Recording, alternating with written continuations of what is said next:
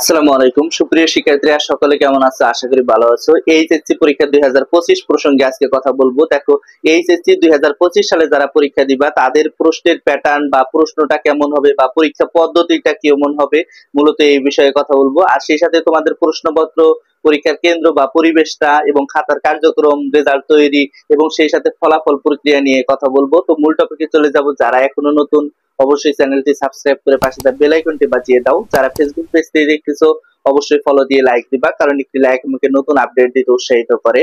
তো শুরু করা যাক। দেখো, প্রথমত আমরা এই পরীক্ষার যে পদ্ধতিটা সেটা নিয়ে কথা বলবো। পরীক্ষা পদ্ধতি হচ্ছে অনেক সময় সহজ হয়, অনেক সময় কঠিন হয়। দেখো, প্রথমত যে অপশন সেটা হচ্ছে যে প্রশ্নপত্র। এখন আমরা পরীক্ষার হলে যাই, যাওয়ার পরে প্রথমত কি পাই সেটা হচ্ছে প্রশ্ন পাই। আগে তো পরীক্ষার হলে বসতে হয়, সমস্যা নাই, কিন্তু সেই পরিবেশ এবং কি পরীক্ষার যে প্রশ্ন, পরীক্ষার প্রশ্ন সাধারণত প্রতি বছর তিন ক্যাটাগরি হয়ে থাকে। একটা হচ্ছে সহজ মান, আর একটা হচ্ছে মধ্যমান, আর একটা হচ্ছে কঠিন মান। এখন 30 মার্কের বা 33 মার্কের অ্যান্সার হবে একদম সহজ, আর 33 মার্কের অ্যান্সার হবে একটু মধ্যমা, আর 33 মার্ক হবে একদম কঠিন।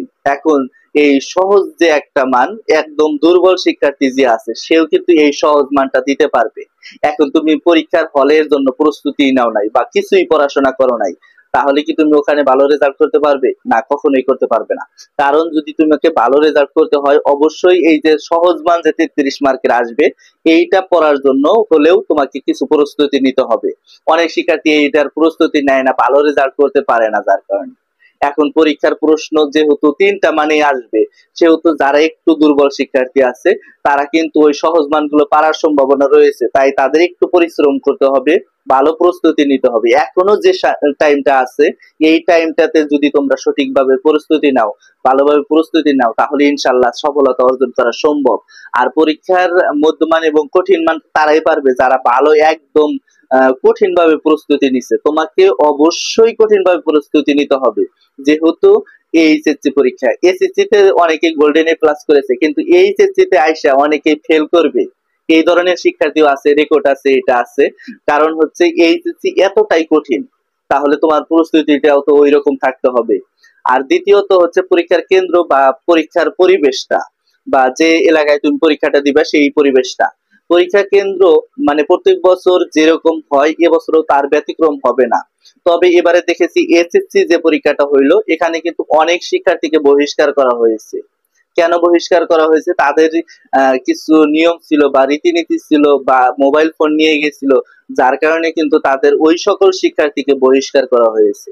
এখন যেহেতু তোমাদের এই সকল শিক্ষার্থীকে বহিষ্কার করা হয়েছে, তাই অবশ্যই তোমাদেরও জানা দরকার বা জানতে হবে যে কেন বহিষ্কার করলো।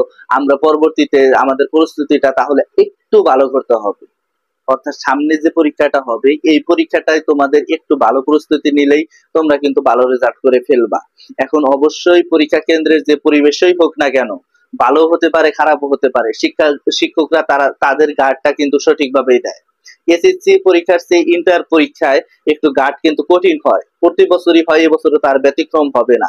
যেহেতু একটু কঠিন হয়, বা তত্ত্বাবধায়ক যে সরকার আছে তিনি কিন্তু এটা ভালোভাবেই লক্ষ্য করেন যে গত বছর কিরকম ভাবে পরীক্ষা হয়েছে, এবছর কিরকম ভাবে পরীক্ষা হয়েছে। তবে নকল যে এড়ানো, গত বছর যে নকলটা হয়েছে বা প্রশ্নপত্র পূর্বের বছর দেখা গেছে ফাঁস হয়েছে, এবছরে যে ফাঁস হবে না এমনটা নয়, আবার যে ফাঁস হবে এমনটাও কিন্তু বলা যায় না। কারণ হচ্ছে শিক্ষা বোর্ডের যিনি বা বর্তমান প্রধান উপদেষ্টা যিনি আছেন, তিনি কঠোরভাবে পরীক্ষা নিতেছেন এবং প্রত্যেকটা কেন্দ্রে খুব সহজভাবে, সুন্দরভাবে ভালো পরীক্ষা হচ্ছে। যেহেতু ভালোভাবে পরীক্ষা হবে, সেহেতু অবশ্যই তোমার প্রস্তুতিটা ভালো থাকতে হবে। আর তৃতীয়ত হইতেছে খাতার কার্যক্রম ও রেজাল্ট তৈরি। এই খাতার কার্যক্রম এবং রেজাল্ট তৈরি, এটা সাধারণত প্রথম দুইটা টপিকের উপর ডিপেন্ড করবে। একটা হচ্ছে প্রশ্নপত্র, আর একটা হচ্ছে পরীক্ষার কেন্দ্র। অর্থাৎ প্রশ্নপত্রে যদি তোমার অ্যান্সার মিলাইতে পারো, ভালো লিখতে পারো, এবং পরীক্ষার কেন্দ্রে যদি তুমি মানে প্রতিকূল অবস্থাকে অনুকূল নিতে পারো, তাহলে কিন্তু তোমার এই খাতার কার্যক্রম ভালো হবে এবং রেজাল্ট তৈরিতে কোনো বাধা সৃষ্টি হবে না। এখন দেখা গেছে অনেক শিক্ষার্থী ওই মার্কশিটে ভুল করে। এখন ওই মার্কশিটে ভুল হচ্ছে রোল নাম্বার, রেজিস্ট্রেশন নাম্বার লেখে না। এখন এই যে রোল নাম্বার, রেজিস্ট্রেশন নাম্বার লেখে না, এটা কিন্তু একটা বড় ধরনের তাদের জন্য ভেজাল সৃষ্টি হবে। কারণ হচ্ছে রোল নাম্বার রেজিস্ট্রেশন নাম্বার যদি না লেখে তাহলে কিন্তু রেজাল্ট আসবে না। অনেক শিক্ষার্থী কি করে, রোল নাম্বার রেজিস্ট্রেশন নাম্বার ঠিকই লিখছে কিন্তু মূল খাতায় যে তার একটা স্বাক্ষর রেখে আসবে বা ওই মার্কশিটের উপরে একটা নাম্বার আছে ওই নাম্বারটা তুলে দিয়ে আসবে, এটা কিন্তু অনেক শিক্ষার্থী করে না। যার কারণে কিন্তু অনেক শিক্ষার্থী তারা ফেল করে। আর ফেল করলে মানে ভাবে যে হয়তো বা আমার মানে খাতার মধ্যে লেখা ছিল না, লেখা কিন্তু আদৌ সুন্দরভাবে সে লিখে দিয়ে আসছে, অথচ এই কারণগুলোর কারণে সে ফেল করে। তো চতুর্থ হচ্ছে ফলাফল প্রক্রিয়া। এই ফলাফল প্রক্রিয়া কিন্তু তোমরা পরীক্ষা দিবা, এই পরীক্ষার পরবর্তী একটা স্টেপ অর্থাৎ পরবর্তী একটা ধাপ। এই ফলাফল প্রক্রিয়া নির্ভর করবে হচ্ছে প্রশ্নপত্র বা তোমার পরীক্ষা সহজ হয়েছে না কঠিন হয়েছে এইটার উপর ডিপেন্ড করবে। এখন ফলাফল কিন্তু তোমরা পরীক্ষা যে দিবা তারও কিন্তু 2 মাস পরে তাদের ফলাফলটা প্রকাশিত হবে। যেহেতু ফলাফল প্রক্রিয়া অনেক পরের ধাপ, অবশ্যই তোমরা তোমাদের ভালো প্রস্তুতি নাও, ভালোভাবে প্রস্তুতি নিলে দেখবা যে ফলাফল আপনা আপনি ভালো হয়ে গেছে। অর্থাৎ অনেক শিক্ষার্থী পাস করবে, অনেক শিক্ষার্থী এ প্লাস করবে, অনেক শিক্ষার্থী আবার গোল্ডেন এ প্লাস করবে। কারণ হচ্ছে তাদের প্রস্তুতি ভালো ছিল, যার কারণে কিন্তু তারা ভালো রেজাল্ট করবে।